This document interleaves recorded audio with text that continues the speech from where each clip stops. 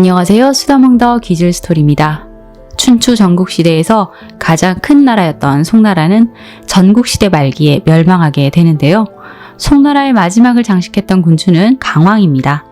바로 이 강왕의 포악한 정치로 인해 송나라는 멸망하게 된 것이죠. 오늘은 이 강왕에 대한 이야기를 하려고 하는데요. 더불어 그의 욕심으로 인해 죽음을 맞게 된 부부의 전설 같은 사랑 이야기도 함께 해보도록 하겠습니다. 강왕의 이름은 공자 척성군의 동생이었습니다. 그를 임신한 어머니가 선하라 서원왕이 꿈에 나타나 너의 몸을 빌려 인간 세상에서 태어나려 한다 라는 말을 했기에 그의 이름을 언이라고 짓게 됩니다. 언은 태어났을 때도 그 모습이 특이했다고 하고 자라면서 키는 9자 4치나 되었고 얼굴 넓이는 1자 3치에 눈동자는 마치 큰 별과 같고 얼굴은 신비한 빛이 돌았다고 합니다.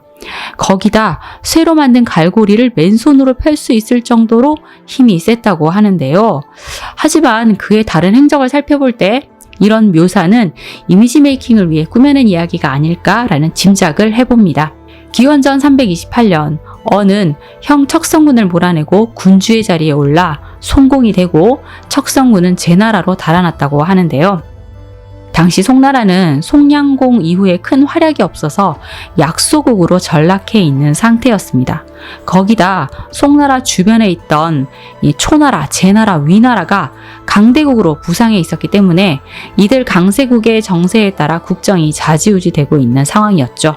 천자의 나라였던 주나라의 위상은 이미 땅에 떨어진 지 오래. 각 나라의 제후들은 스스로를 왕이라고 칭하게 되는데요. 송나라의 힘은 미약했지만 송공언 역시 이런 정세에 발맞춰 즉위 10년 스스로를 왕이라 칭하며 강왕이 됩니다. 우리도 이제 광왕이라고 부르도록 하겠습니다. 강왕이 제위에 오른 지 11년이 되던 해에 송나라의 백성 중 한 사람이 새 둥지를 뒤져서 참새알을 하나 가지고 오는데요. 신기하게도 그 알에서 참새가 아니라 매가 나왔다는 겁니다. 이것을 너무나 신기하게 생각한 백성은 그 매를 강왕에게 바치게 되는데요. 강왕 역시 이것이 신기했던지 태사를 불러 점을 쳐보게 합니다. 태사가 적은 것에서 큰 것이 나왔으니 이것은 약한 것이 강한 것으로 변한다는 뜻이지요. 이것은 우리 송나라가 흥성해서 폐업을 이룰 계획입니다. 대왕께서 패왕이 될 징조입니다. 하며 길한 점괘를 냅니다. 강왕은 이 말에 너무나 기뻐하면서 지금 송나라의 세력은 매우 약한데 과인이 일으키지 못하면 누가 이 나라를 일으키겠는가? 라는 말을 했고 즉시 장정들을 모아 친히 훈련을 시켰고 정병 10만 명을 확보하게 됩니다. 그리고 이 정도면 해볼만 하다라고 생각한 강왕은 군사들을 이끌고 동쪽으로 가서 제나라를 정벌해 5개의 성을 빼앗고 또 남쪽의 초나라를 격파하면서 송나라의 국경을 300리 밖까지 확장시키게 됩니다. 그리고 서쪽의 위나라를 물리치고 그들의 성 2개를 빼앗고 다시 등나라를 멸하고 땅을 다 빼앗게 됩니다. 이후 당시 강대국이었던 진나라에 우리 친하게 지냅시다 하며 사자를 보내서 우호를 요청하자 진나라에서도 그래 우리 친하게 지내자 하며 사신을 보내 답례를 하게 되죠. 이때부터 송나라는 중원의 강국으로 불리면서 제, 초, 삼진 등과 같이 어깨를 나란히 하게 됩니다. 이렇게 전쟁에서 승리를 거두고 주변국에서도 송나라를 인정하는 듯 하자 강왕은 스스로를 영웅이라고 생각하며 우쭐하게 됩니다. 천하에서 자신과 비견될 자는 없다라고 생각을 하며 하루빨리 패왕이 되고 싶어 했는데요. 패왕이 된 것도 아니면서 그 기분을 느끼고 싶었던 것인지 조회를 할 때마다 신하들에게 일제히 만세를 외치도록 시킵니다. 당상에서 만세! 하고 외치면 당 하의 군신들이 일제히 따라서 만세를 외치고 이어서 궐문 밖의 호위 병사들도 만세! 하고 외치게 되는데 그 소리가 도성 밖 멀리까지 들렸다고 합니다. 이 관습은 중국 마지막 왕조인 청나라에까지 이어져서 2000년 동안 천자에 대한 예법으로 이어지게 됩니다. 강왕은 백성들이 자신을 계속 우러러보게 만들고 싶었던지 몇 가지 트릭을 더 쓰게 되는데요. 소의 피를 가득 담은 후에 장대 끝에 매달아 놓고 활을 쏘아댑니다. 그러면 주머니가 터져서 피가 쏟아져 내리겠죠? 그때 신하들이 우리 왕께서 하늘에 활을 쏘아 피비가 내리니 천신과의 싸움에서 이기셨다 하고 찬양하는 말을 했고 이것을 백성들에게 널리 퍼뜨리게 합니다. 이것은 하늘을 쏜다라는 의미의 사천이라고 불리는 놀이이지요. 그리고 땅의 신, 그러니까 지신을 항복시켜야 한다면서 특별히 제작한 채찍으로 땅을 막 내리치는 태질을 하고 또 소문을 내게 합니다. 우리 왕께서 채찍으로 내리쳐 지신을 이기셨다. 여기서 사천태지라는 고사성어가 생겨난 것인데요. 하늘을 쏘고 땅을 매질한다 라는 뜻으로 오만과 거만이 극에 달했을 때 쓰는 말입니다. 그런데 이런 사천태지의 행위를 처음 행한 것은 은나라 말 왕의 자리에 올랐던 무을입니다. 무을은 기이한 행적을 참 많이 했던 왕인데 이 사천태지 놀이를 즐기면서 땅을 지배하고 하늘까지 이겼으니 내가 천하 제일이다 라며 우쭐거렸다고 합니다. 그러던 어느 날 이 무을이 황하와 위수 사이에서 사냥을 하고 있었는데 갑자기 엄청난 천둥이 치고 벼락이 내리쳤고 거기에 깜짝 놀란 무을이 사망을 했다고 하는데요. 천신을 모욕해서 그렇게 되었다고 다들 수군거렸고 이것이 은나라가 망할 징조였던지 무을의 증손자 이 주왕 시기에 은나라는 멸망하게 되죠. 역사가 스포일러인데 강왕은 이 스토리의 결말을 몰랐나 봅니다. 강왕은 또 자신이 누구보다 강하다라는 것을 내세우기 위해서 신하들과 밤새 술을 마시며 즐겼는데 신하들에게 강제로 술을 마시게 하면서 자신은 술이 아닌 꿀물을 마셨다고 합니다. 평소에 주량이 세다고 자랑하던 신하들도 더 이상은 못 마시겠습니다 하며 술에 취해 몸도 가누지 못하고 인사불성이 되었는데 당연히 꿀물을 마신 강왕만이 맨정신으로 앉아있을 수 있었죠. 그 모습을 본 아첨꾼들이 대왕의 주량은 바다와 같이 커서 천섬의 술을 마신다 할지라도 결코 취하지 않으실 겁니다 라는 아첨의 말을 했고 강왕은 그래 술은 내가 세상에서 제일 세지 하며 우쭐거렸다고 합니다. 강왕은 또 여인들과 함께 즐기기도 했는데요. 하룻밤에 10명의 여인들과 잠자리를 하고는 사람들을 시켜도 소문을 퍼뜨리게 합니다. 강왕의 정력은 수백 명의 여인을 상대할 수 있어서 아무리 많은 여인들과 정사를 한다 할지라도 결코 지치지 않는다. 강왕은 이렇게 여러 가지 방법으로 백성들을 속여서 자신이 대단한 사람인 것처럼 말을 했고 여기에 속은 백성들은 초반에는 자신의 왕이 정말 대단한 사람인 것으로 여겼다고 하네요. 이후 강왕은 천상천하 유아독존을 외치면서 술과 여자에 빠져 지내게 되는데요. 지금 이럴 때가 아닙니다 하고 직언을 하는 신하가 있으면 건방지게 하면서 옆에 있던 활을 쏘아 죽여버렸다고 합니다. 이렇게 하루에 충성스러운 신하 셋을 죽인 적도 있다고 하네요. 그러자 다른 나라의 제후들은 이런 강왕의 행동을 보고 주지육림을 벌인 거랑과 똑같구나 하면서 송나라의 걸송이라고 불렀다고 합니다. 그러던 중 강왕이 행차를 하던 도중에 뽕을 따는 아름다운 여인을 보고 한눈에 반하게 됩니다. 저 여인의 집이 어딘지 빨리 알아보고 와! 하고 시킨 후에 그녀의 집을 방문하게 되는데요. 그녀는 송나라의 빈객 한빙이라는 사람의 아내 하씨였습니다. 강왕은 한빙에게 내가 너의 아내 하씨에게 반했다. 그러니 좋은 말로 할 때 하씨를 내게 데리고 와라 라고 말을 합니다. 이에 한빙이 아내 하씨에게 강왕의 말을 전하며 의중을 물어보게 되는데요. 그러자 하씨가 남산에 새가 사는데 북산에 그물 펼쳤소. 새가 높이 날아오르니 그물이 무슨 소용이겠소? 라며 거절의 뜻을 표하게 되죠. 하지만 이 말을 받아들일 강왕이 아니죠. 강왕은 하씨를 강제로 궁으로 데려가게 되죠. 그리고 아내를 빼앗긴 한빙이 왕을 원망했다고 해서 억지로 죄를 씌워 성난형의 벌을 내리게 되는데요. 낮에는 변경 수비를 하고 밤에는 변경 방비를 위한 장성을 쌓는 일을 하는 고된 벌이었습니다. 그리고 하씨에게는 나는 송나라 왕이니 너는 내 명을 따라야 한다. 내 명을 잘 따르면 왕으로 봉해주마 하며 회유를 하는데요. 하씨는 보통 새에게도 암수가 있어 봉황을 쫓지 않는다오. 신첩은 서민이라 임금도 기쁘지 않소 하며 이를 거절합니다. 그리고 남편을 그리워하며 애를 태우던 하씨가 남편만이 알 수 있는 암호 편지를 써서 몰래 남편에게 보내게 되는데요. 그 편지는 남편에게 가지 못하고 강왕의 손에 들어가게 됩니다. 편지에는 비가 그칠 줄 모르고 강은 크고 물은 깊으니 해가 나오면 마음이 닿겠네 라고 쓰여 있었는데 무슨 뜻인지 몰라 궁금해하던 차에 소화라는 신하가 나와서 그 뜻을 풀이해 줍니다. 비가 그칠 줄 모른다는 것은 당신을 잊을 수가 없어서 언제나 애태운다라는 뜻이고, 강은 크고 물은 깊다라는 것은 당신 곁을 갈 수 없다라는 뜻이며, 해가 나와야 마음에 닿겠다라는 것은 죽음을 태양에 맹세한다는 뜻입니다.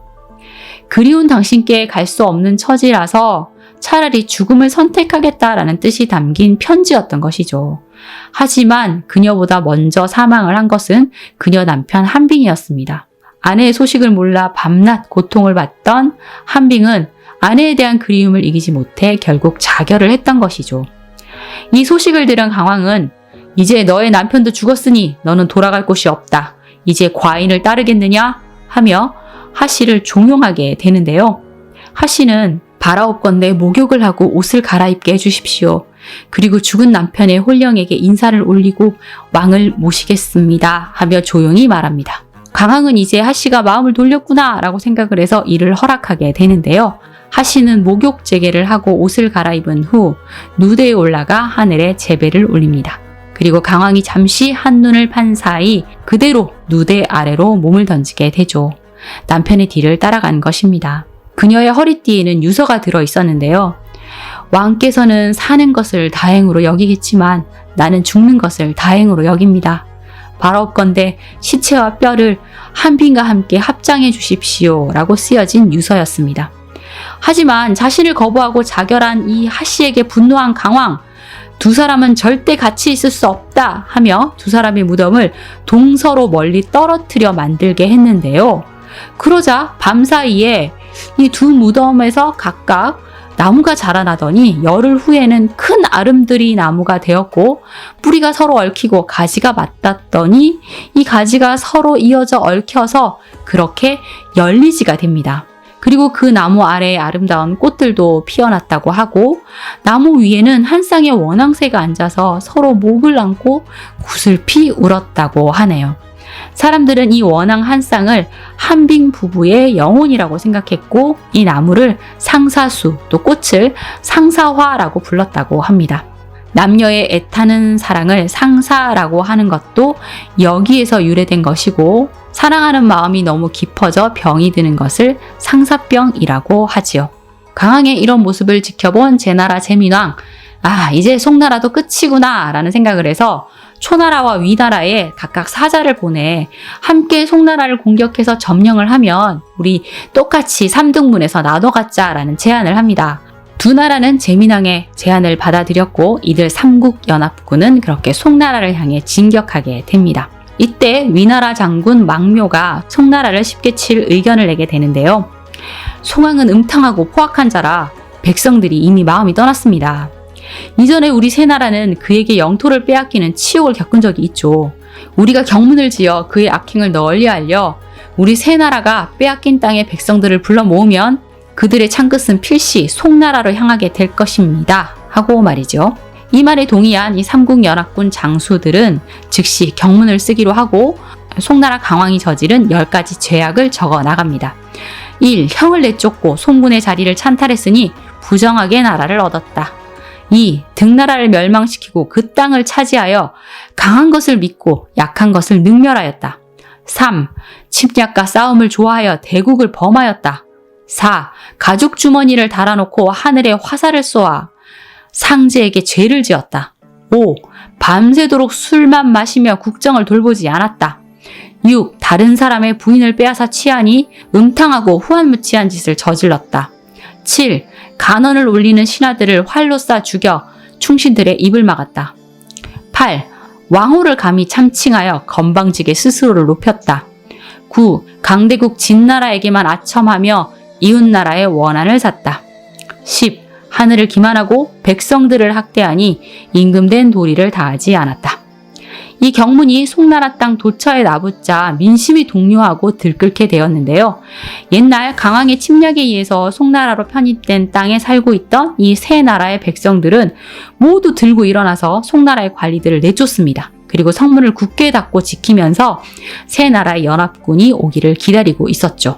자, 그렇게 세 나라의 연합군은 가는 곳마다 손쉽게 승리를 거두고 곧바로 송나라 수도 수양성으로 진격하게 됩니다. 이에 깜짝 놀란 송강왕이 장수 대직과 굴지고에게 명을 내려 성문 밖으로 나가서 정벌군을 막게 했는데요. 굴지고는 제나라 장수 한섭에게 단칼에 목이 베어 그 머리가 수레 아래로 떨어지게 됩니다. 대직이 깜짝 놀라 제대로 싸워보지도 못하고 수양성 안으로 도망치게 되죠. 삼국의 연합군은 이어 밤낮으로 쉬지 않고 번갈아가며 수양성을 공격하고 있었는데요. 그때 삼국의 진영 뒤로 먼지가 자욱하게 일어나더니 또 다른 대군이 수양성으로 달려오고 있었습니다.